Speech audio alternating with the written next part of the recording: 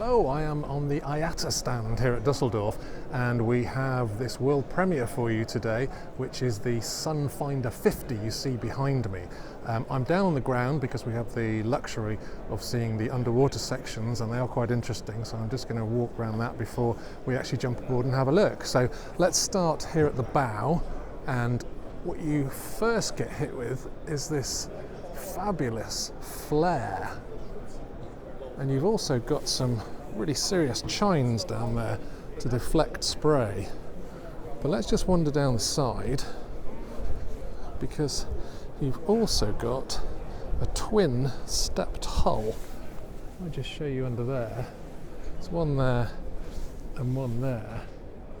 Now these steps, you can see they are literally steps, so they drop down and drop down again, and they introduce air. So what they do is they suck air from here, put it under the water, and that causes air bubbles to reduce friction, so it makes it slippery to go through the water.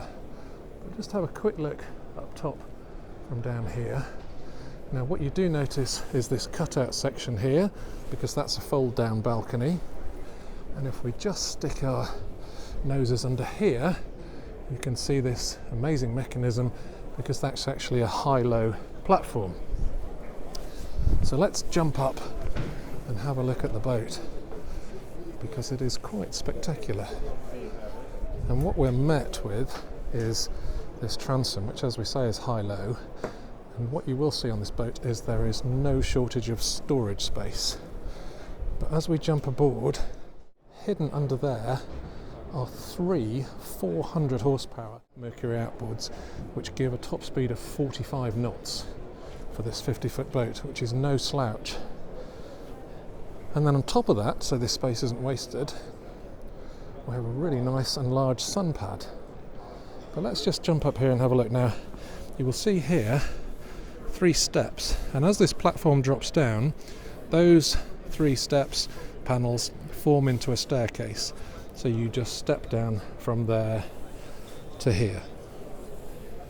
A lovely big mooring gear. And what we can also see here is the balcony in its folded down position. We saw on the other side with it folded up, but here it is down. And I'll just open one of these lockers. Now that gives you access to fuel fillers. But all the way along we have lots of storage. Let's just have a look back here then. So there's various sections to the boat. Now this is the dining and relaxing, I suppose, area. So a lovely big table folds out, and you've got seating here for, 6, 8, and then another 2 here. And also here we have a pop-up TV. And just go down here, look at these big supports for that massive hardtops that's there, and really nice features as we go forward. You've got non-slip here if you were jumping on deck, but this handrail is illuminated, which is going to look great at night. But we'll just lift one of these again, and you can see the storage. So nice deep lockers in there. There's a drain in there as well, should you want to put wet gear in there, wetsuits or anything like that. And as you move forward here, you come to the galley area. So we've got a sink under here, we've got a griddle and a workspace there. If I just pop these open, you can see in here we have fridge, freezer and ice maker.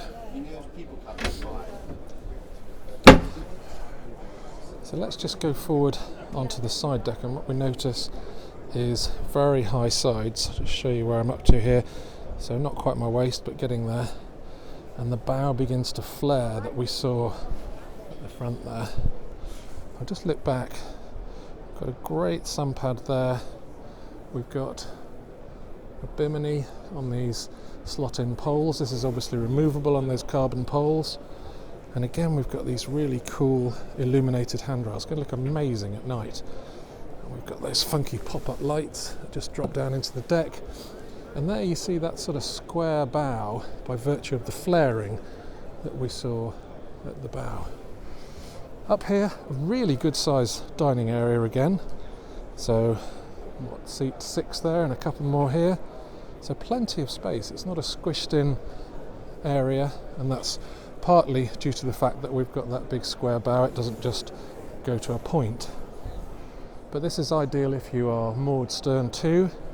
Gives you a bit of privacy up here. Let's wander back down and we'll have a look at the Helm interior. But just as we do that, let's just look at this windscreen. We have a great, very cool overhang. It's just giving a bit of shade. And again, we've got these cool pop-up lights here. Right, let's jump up onto the Helm. So we've got 3 really nice Helm seats there. They slop down so you can stand or sit. More storage under there. And if we jump into the Helm seat, just have a look at the view around there, because you've got great visibility all the way around.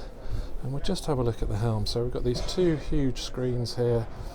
We've got our controls for those triple engines. We've got a joystick option here. We've got a charging pad. We've got all our switch gear there. VHF, zip wake. So everything really nicely to hand. Great wheel. And just a little footrest down there if you were sitting down. But very nice. Let's dive down and have a look at the interior. So we immediately come down into this lower galley. Now this is definitely a sunshine boat, so you wouldn't necessarily be using this a huge amount. As you can see, all the real cooking facilities are out there, but you have got some down here. You've got a touring hob, microwave down there, and of course a good sized sink there. Got some storage up here, not that deep, but it's all useful. And down here, another built-in cupboard there. Over here, I'll just pop this open. We've got all our switchgear breakers down there, and our generator controls up there. So let's start in the forward cabin, and this is actually, you can close this off with these 2 doors here. It's got a very low berth, but what that does mean is that you get a great view out from those windows. Now it is bare fiberglass in here, but it's quite coolly done. Looks a bit like kind of shiplap wood. And up there you've got another little window up there to get a bit of light in there. Over this side we've got some good storage cupboards and a nice size shelf up there. The lighting is really nice in here. We've got some hidden up there and some more just tucked in there. It's going to make it quite a nice place at night. And here we've got nice sized cupboards again. Not bad for storage. And this probably isn't really meant to spend long periods of time on, but useful. I go into this second cabin. So this goes right the way across the beam, and you've got a nice double bed with port there. And nice finishings on the wall here. Again, you've got that timber effect finish on that side. Over here we've got a whole bank of cupboards, and they're actually quite deep. Just a worktop there with a mirror to give the illusion of more. And if I just pop this one open, another deep cupboard in there. Over this side we've got a nice big double sofa, and the headroom in here, if I stand in the middle, is actually really good. It is a cutout, but at least you can stand up in here. Slightly reduced over the bed, but not actually that bad. Let's wander out and have a look at the heads. So if I just open this up, and the lighting is quite atmospheric. It's sort of slightly subdued, but it's nicely finished in here. Lots of wood or wood effect coatings on the wall. Got a great sink under there with some storage. It's stainless. Nice big mirror and a walk-in shower here with a proper glass door. A nice grating down there as well. That feels quite atmospheric in there, I like it. If we just look at the top, there is also a light coming in there. Just one last thing, back under the stairs there, we've got a fridge for this galley. So down here is not huge, but it's perfectly adequate and perfectly nice for two couples to overnight on and spend a weekend. So there it is, the Aiata Sunfinder 50. Brand new boat, world premiere here at Dusseldorf, and if you are in the market for something like this, it's certainly something you should be looking at. There's a lot of really nice features on it. The contact details for Aiata are below this video, so if you want to get in contact with them, please do. And the final thing you'll need to know about this boat is the price. Now this particular one has the biggest engine options, those big Mercuries on the back, and with those it comes in at 850,000 euros, that is plus tax. But in this sector, at this sort of size, that's actually very competitive. So do, if you are thinking about it, give them a call. I hope you've enjoyed this video. If you have, please do subscribe. We've got lots more boats coming from Dusseldorf, and we wouldn't want you to miss them. So thank you very much for watching, and we'll see you on the next one.